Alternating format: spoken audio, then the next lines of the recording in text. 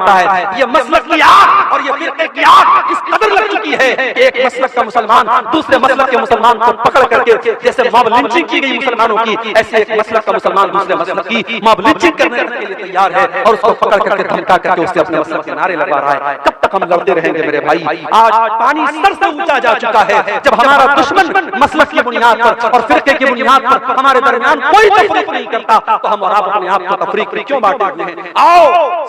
और आज जब मौलाना सलमान अजहरी गिरफ्तार हुए तो उनको महसूस हुआ कि जब आग लगेगी तो घर तो हमारा भी जलेगा। आज आग लगी है, आज उनके मसलक के आलिम को गिरफ्तार किया गया और अल्लाह का शुक्र है किसी अहले हदीस ने ये इस पर खुशी का इजहार नहीं किया, बल्कि बहुत सारे अहले हदीस उलमा ने, और मैं खुद उनमें शामिल हूँ, मैंने भी इसकी मुखालफत की और मैंने सपोर्ट किया कि मौलाना मुफ्ती सलमान अजहरी को गिरफ्तार करना गलत है। उस तरीके की बयानबाजी तो बहुत सारे लोग दिया करते हैं, एक मामूली से बयान पर अरेस्ट करना और गिरफ्तार करना ये इंसाफ का तकाजा नहीं है। कब तक लड़ते रहोगे? कब तक आपस में इस तरीके से मसलक के नाम पर खेल खेलते रहोगे? अगर आज इस्लाम का कोई दुश्मन आपके मुसलमान को पकड़ करके उससे जबरदस्ती कहता है तुम फला मजहब का नारा लगाओ और फला माबूद का नारा लगाओ, तो हम उसको देख करके हमें गुस्सा आता है। लेकिन आप जाओ देखो फेसबुक के ऊपर वो वीडियो भी आप देखो कि एक मुसलमान को बरेलवी मसलक के लोगों ने पकड़ा और कहा कि तू आला हज़रत को मानता है कि नहीं मानता है, तू बरेली शरीफ को मानता है कि नहीं मानता है, तू फला फला को काफिर मानता है कि नहीं मानता है। ये मसलक की आग और ये फिरके की आग इस कदर लग चुकी है कि एक मसलक का मुसलमान दूसरे मसलक के मुसलमान को पकड़ करके, जैसे मॉब लिंचिंग की गई मुसलमानों की, ऐसे एक मसलक का मुसलमान दूसरे मसलक की मॉब लिंचिंग करने के लिए तैयार है और उसको पकड़ करके धमका करके उससे अपने मसलक के नारे लगवा रहा है। कब तक हम लड़ते रहेंगे मेरे भाई? आज पानी सर से ऊंचा जा चुका है। जब हमारा दुश्मन मसलक की बुनियाद पर और फिरके की बुनियाद पर हमारे दरमियान कोई तफरीक नहीं करता, तो हम और आप अपने आप को तफरीक में क्यों बांटते हैं? आओ सीसा पिलाई हुई दीवार बन जाओ। और मैं बड़ी खुशी के साथ कहता हूँ, मैं पक्का सलफियुल मसलक अल्हम्दुलिल्लाह हूँ और बनारस के सलफिया जो हमारी जमात का मरकजी इदारा है वहां से मैंने तालीम हासिल की है। लेकिन आज अल्लाह का शुक्र है फेसबुक के ऊपर आप देख लें, यूट्यूब के ऊपर आप देख लें, बड़ी तादाद में हमारे बरेलवी भाई, हमारे देवबंदी भाई भी मेरी तकरीरों को सुनते हैं। और यही मेराज का, शबे मेराज का मौका था जिसको आमतौर से लोग शबे मेराज मानते, हालांकि हमारा ये अकीदा नहीं है। हम ये तो मानते हैं कि अल्लाह के नबी को मेराज हुई, मगर मेराज कौन सी रात हुई, कौन से महीने में हुई, ये कंफर्मेशन हमें हदीसों की रोशनी में नहीं मिलता। लेकिन आमतौर से लोग 27 रजब को शबे मेराज मानते हैं कि उसी रात में मेराज हुई। बनारस से 100 किलोमीटर दूर, बनारस से 100 किलोमीटर दूर एक जगह पर, बनारस से 100 किलोमीटर दूर एक जगह पर ये मछली शहर है, वहां पर बरेलवी भाई हर साल प्रोग्राम कराते हैं मेराजुल नबी के नाम पर। आप YouTube पर जाके देख ले, वहां मुझे तकरीर का मौका दिया गया। बरेलवियों का मजमा है, उनके नारे लग रहे हैं, उनके उलमा बैठे हैं वहां पर। अल्हम्दुलिल्लाह मैंने तकरीर की और कुरान और हदीस की रोशनी में की, और जो सही बात है, जो किताब और सुन्नत की बात है, वो मैंने बयान की। मेरे भाइयों, हम चाहते हैं कि ऐसा माहौल बने, एक दूसरे का एहतराम हम करना सीखें, एक दूसरे के उलमा का एहतराम करना हम सीखें। हमारे जो इख्तिलाफात हैं हम एक दायरे में रह करके उसको हल कर सकते हैं। लेकिन आज मसलक खेलने का टाइम नहीं है मेरे भाई। हमारी तारीख ये बताती है अंदलुस जैसा मुल्क मुसलमानों से खाली हो गया, वहां की मस्जिदों को अस्तबल बना दिया गया, वहां की मस्जिदों में दास के अड्डे और शराब के अड्डे बन गए। क्यों? जाओ इतिहास उठा के देखो, तारीख उठा के देखो। अंदलुस के मुसलमान आपस में लड़ पड़े, छोटी छोटी रियासतें कायम हो गई, अंदलुस के अलग अलग इलाके में छोटी छोटी हुकूमतें कायम हो गई। और जब दुश्मन ने हमला किया, दुश्मन का साथ अपने मुसलमान भाई के खिलाफ दिया उन लोगों ने, नतीजा ये निकला अंदलुस के अंदर से मुसलमान खत्म हो गए। और आज आप अंदलुस में देखिए, तलाश करना पड़ेगा, दूर दूर तक आपको कोई मस्जिद नहीं मिलेगी, कोई मुसलमान नहीं मिलेगा। मेरे भाइयों, अगर हम इस तारीख से अपने आप को बचाना चाहते हैं, हमें अपने अंदर इत्तेहाद पैदा करना पड़ेगा, यूनिटी पैदा करना पड़ेगा, इत्तेहाद पैदा करना पड़ेगा। और जब हम इत्तेहाद की बात करते हैं तो माफ कीजिए, हर चीज में इत्तेहाद की बात आती है। आगे मुल्क में हुक्मरानी किसकी होगी, मुल्क के इक़्तिदार पर कौन बैठेगा, हम डिसाइड तो नहीं कर सकते कौन बैठेगा, मगर हम ये तो बता सकते हैं कि हम मुसलमान इस मुल्क में हम मुत्तहिद होकर के हम वोटिंग करते हैं। आने वाले इलेक्शन के मौके पर भी आप अपने वोट के जरिए ऐसी ताकतों को आप अपना वोट दीजिए जिनके बारे में आपको ये लगता है कि हाँ, ये मुल्क में अमन चैन और सुकून को बढ़ावा देगी। और ऐसी ताकतों को नाकाम कीजिए जो मुल्क के माहौल में नफरत का जहर फैलना चाहती हैं। मेरे भाइयों, हमें और आपको अपने अंदर इत्तेहाद पैदा करना पड़ेगा। कुरान क्या कहता है, वाअतसिमू बिहब्लिल्लाहि जमीआ, ऐ ईमान वालों, तुम अल्लाह की रस्सी को मिलकर के थाम लो, वला तफर्रकू, और आपस में तुम फिरकों में न बंटो। वज़कुरू निअमतल्लाहि अलैकुम, और ऐ ईमान वालों तुम अल्लाह की नेमत को याद करो। इज़ कुंतुम आदान, जब तुम एक दूसरे के दुश्मन थे, फ़अल्लफ़ बैन क़ुलूबिकुम, अल्लाह ने अपने नबी को भेज करके तुम्हें भाई भाई बना दिया। आज तो हालात ये हैं, एक सगा भाई अपने सगे भाई की जमीन पर नाजायज कब्जा करके बैठा है। एक सगा भाई, दोनों एक मां के बच्चे हैं, एक पेट में पैदा हुए हैं, एक बाप का खून दोनों की रगों में दौड़ रहा है, लेकिन सगा भाई अपने सगे भाई की जमीन पर नाजायज कब्जा करके बैठा है। सगा भाई अपने भाई के खिलाफ अदालत में केस लड़ रहा है और उसको मालूम है जमीन मेरी नहीं है, जायदाद मेरी नहीं है, मेरे भाई की है, मगर पैसे और जमीन और जायदाद की ऐसी लालच है, अपने भाई के खिलाफ केस लड़ रहा है। कान खोल करके सुन लो, मेरे नबी की अदालत का फैसला, दुनिया की अदालत का फैसला बाद में देखना, सुप्रीम कोर्ट और हाई कोर्ट का फैसला बाद में देखना, पहले देखो हमारे नबी की अदालत का क्या फैसला है। अल्लाह के नबी फरमाते हैं कि दो लोग मेरे पास आते हैं अपना केस लेके, और एक आदमी की बात सुन करके मैं फैसला कर देता हूं, क्योंकि मैं इंसान हूं, मुझसे भी गलती हो सकती है। हो सकता है एक इंसान चिकनी चुपड़ी बातें करता हो, दूसरा इंसान अपनी बात ढंग से पेश न कर पाया हो।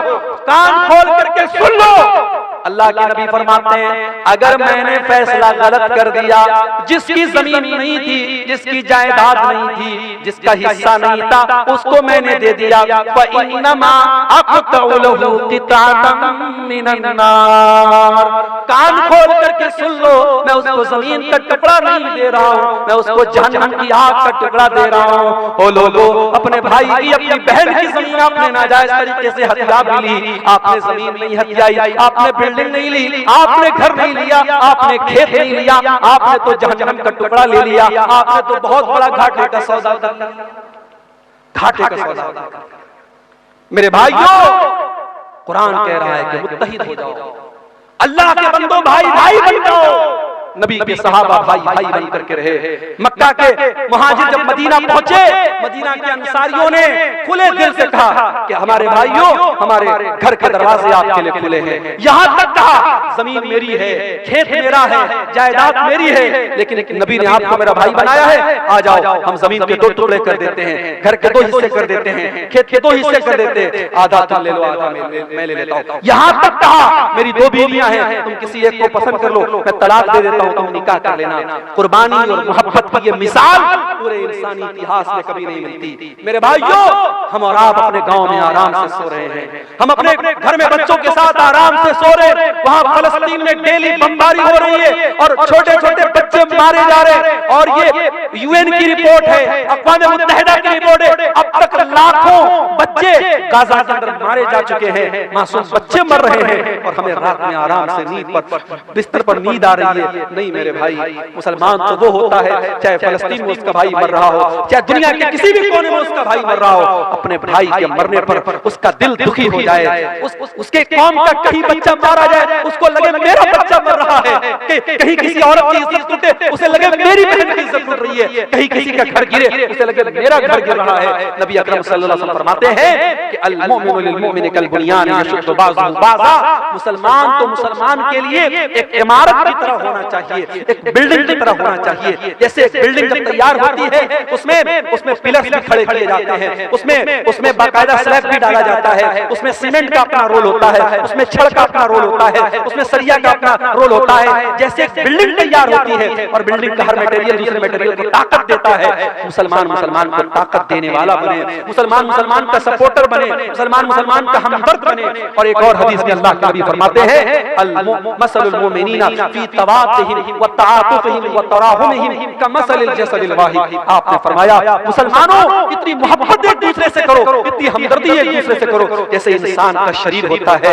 मानव शरीर में, इंसान के जिस्म में कहीं एक कांटा भी चुभता है, पूरा बदन बेचैन हो जाता है। मुसलमानों तुम्हारे दरमियान इतनी मोहब्बत होनी चाहिए। आओ इत्तेहाद अपने अंदर पैदा करो। बिरादरीवाद के नाम पे मुझे मालूम है बिहार में बहुत सारी जगहों पर बिरादरी के नाम पर बड़ी बड़ी करता है। इसी दरभंगा के इलाके में एक गांव में लोगों ने बताया भी और न्यूज में भी आया कि एक गांव में अंसारियों का रास्ता अलग है, शेख का रास्ता अलग है। आपके इलाके में सुरजापुरी और शेरशाहबादी के दरमियान बड़े इख्तिलाफात की खलीज है। मेरे भाई, ये वक्त बिरादरियों के नाम पे लड़ने का नहीं है, ये वक्त फिरकों के नाम पे लड़ने का नहीं है, ये वक्त मसलक के नाम पे लड़ने का नहीं है।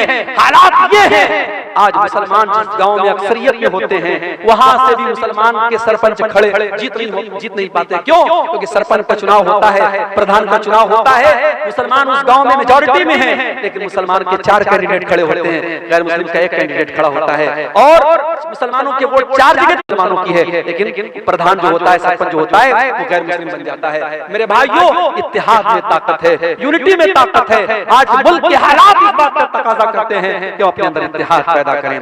मेरे भाइयों, आज अल्लाह की मदद अगर चाहिए तो हमें और आपको मुत्तहिद होना पड़ेगा। इसी तरीके से अगर अल्लाह की मदद चाहते हो तो तौहीद की हिफाजत करो और शिर्क से बचो। अल्लाह मुशरिक की मदद कभी नहीं करेगा। अल्लाह का वादा है, हम तुम्हारी मदद करेंगे। शर्त क्या है? वादल्लाहुल्लज़ीना आमनु मिनकुम व अमिलुस्सालिहाति लयस्तखलिफन्नहुम फिल अर्दि कमा इस्तखलफल्लज़ीना मिन क़ब्लिहिम। ऐ ईमान वालो, अल्लाह का वादा है, अल्लाह जरूर तुम्हारी मदद करेगा, तुम्हें जमीन के अंदर इक़्तिदार भी अता करेगा, तुम्हारे खौफ को अमन और शांति से तब्दील कर देगा। शर्त क्या है? याबुदूननी ला युशरिकून बी शैया। शर्त ये है, तुम मेरी इबादत करना और मेरी इबादत में किसी को शरीक न करना, शिर्क मत करना। आज हालत क्या है? हालत ये है कि अयोध्या से 300 मुसलमान लखनऊ से अयोध्या का सफर करते हैं। ये मैं मीडिया की रिपोर्ट आपको बता रहा हूं, 300 मुसलमान लखनऊ से अयोध्या का सफर करते हैं श्री रामचंद्र जी की जो नई मूर्ति और नया उनका जो वहां पे मंदिर बना है उसकी जियारत और दर्शन करने। माफ करना, एक मुसलमान होने के नाते हम श्री रामचंद्र जी का एहतराम करते हैं, उनका सम्मान करते हैं, मगर हम उनकी इबादत को जायज नहीं समझते। क्यों? हमारा अकीदा है ला इलाहा इल्लल्लाह, अल्लाह के सिवा कोई इबादत के लायक नहीं है। जो किसी का बेटा हो, जो किसी का बाप हो, जो किसी का भाई हो, जो किसी का शौहर हो, वो रब नहीं हो सकता, वो माबूद नहीं हो सकता। हमारा क्राइटेरिया बड़ा क्लियर है, कुल हुवल्लाहु अहद अल्लाहुस समद लम यलिद वलम यूलद वलम यकुल लहू कुफुवन अहद। अल्लाह एक है, अल्लाह बेनियाज है, अल्लाह का कोई बेटा नहीं, अल्लाह किसी का बेटा नहीं और अल्लाह को किसी के मदद की जरूरत नहीं है, उसके बराबर कोई नहीं है। मेरे भाई, हम श्री रामचंद्र जी की और जो भी इस भारत देश में हमारे महापुरुष आए और नेक लोग आए, उनका सम्मान करते हैं, उनकी इज्जत करते हैं, उनका एहतराम करते हैं, मगर हम उनकी इबादत को जायज नहीं मानते। आज मुसलमान के अकीदे का ये हाल है। 300 मुसलमान जाते हैं और उनकी जियारत के लिए और उनके आगे सर झुकाने के लिए, और साहब मीडिया में उनका बड़ा महिमा मंडन होता है कि साहब ये है देश के सच्चे मुसलमान, ये देशभक्त मुसलमान है। माफ करना, देश का संविधान हमसे ये नहीं कहता है कि मुसलमान तब अच्छा हिंदुस्तानी बनेगा जब वो दूसरे मजहब की तारीफ करेगा, बल्कि हमारे देश की तो यही खासियत है, या हिंदू हिंदू रहकर, मुसलमान मुसलमान रहकर, सिख सिख रहकर, ईसाई ईसाई रहकर, यहूदी यहूदी रहकर, बौद्ध बौद्ध रहकर, हर मजहब वाला अपने मजहब पर रहकर हिंदुस्तानी है। और हिंदुस्तान का संविधान और आईन उसे अपने मजहब पर अमल करने की आजादी देता है। मेरे भाइयों, हमारी हिंदुस्तानियत पर शक करने का किसी को कोई अधिकार नहीं है। इस मुल्क की आजादी में हमारे उलमा का खून शामिल है, हमारे उलमा का खून शामिल है। और आपके इसी बिहार की सरजमीन पर उलमाए सादिकपुर, पटना का एक इलाका और एक मोहल्ला था सादिकपुर, अंग्रेजों ने बुलडोजर चलवा दिए, पूरे मोहल्लों को खत्म करवा दिया। और जवाहरलाल नेहरू ने कभी कहा था कि मुल्क में की आजादी में तमाम लोगों की कुर्बानी एक तरफ है और उलमाए सादिकपुर की कुर्बानी एक तरफ है। मेरे प्यारे साथियों, हमारे उलमा के खून बहे हैं, हमारे उलमा ने फांसी के फंदे पर झूले हैं और काला पानी की सजाएं उन्होंने झेली हैं, तब जाकर ये मुल्क आजाद हुआ है। इस मुल्क को हम न कभी छोड़े हैं और न छोड़ेंगे इंशाअल्लाह। ये बात याद रखो मेरे भाइयों, इस मुल्क का कोई फैसला हमारी आवाज के बगैर अधूरा है, मगर हमें अपने हालात पर भी गौर करना पड़ेगा। हमें अपने हालात पर भी गौर करना पड़ेगा कि आज हमारा अकीदा जो हमारे दीन की सबसे मजबूत बुनियाद है, आज अकीदे का क्या हाल है। आज हम न्यूज में जब देखते हैं फला जगह मुसलमान लड़की इस्लाम छोड़ करके फला मजहब में दाखिल हो गई, तो हमारे सर तो शर्म से झुक जाते हैं। हमें शर्म आती है कि प्यार और मोहब्बत में इतनी ताकत है क्या? फेसबुक और इंस्टाग्राम पर किसी ने आई लव यू बोल दिया, मोहब्बत का प्यार कर दिया, तो हमारी मुसलमान बहन उसके प्यार में इतनी बिछ गई कि इस्लाम को उसने छोड़ दिया। क्या हमारी तरबियत में इतनी कमी थी? नहीं मेरे भाई, कहीं ना कहीं तो पानी मर रहा है, कहीं ना कहीं तो कमी हो रही है, वरना हमारे इतिहास, हमारी तारीख में तो उन औरतों का तज़किरा हमने पढ़ा है। सुमैया बिन्त खय्यात नाम की उस औरत को देखो, उसके शौहर के सामने और उसके जवान बेटे के सामने जब अबू जहल ने कहा था कि ऐ सुमैया तुम मोहम्मद का दीन छोड़ दे, तो इस्लाम छोड़ दे, वरना हम तुझे खत्म कर देंगे। सुमैया ने कहा मैं इस्लाम को नहीं छोड़ सकता। अबू जहल ने कहा सुमैया हम तेरे बदन के कपड़े उतार करके तुझे नंगा कर डालेंगे। ऐ सुमैया हम तुझे बेआबरू कर डालेंगे, बरहना कर डालेंगे, हम तुझे नंगा कर डालेंगे। सुमैया ने अपने जवान बेटे के सामने नंगा हो जाने की अज़ियत को गवारा कर लिया, मगर इस्लाम को नहीं छोड़ा।